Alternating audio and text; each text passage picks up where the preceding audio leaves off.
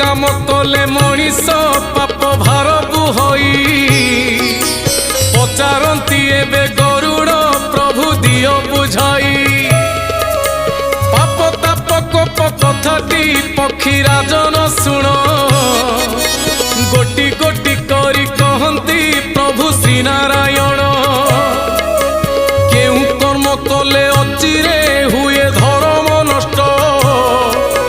पाप रजन करिण लोके भोगंती कष्ट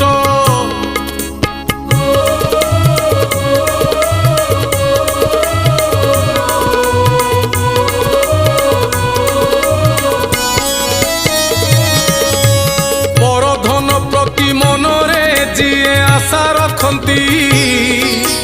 जानी सुनी से ही प्राण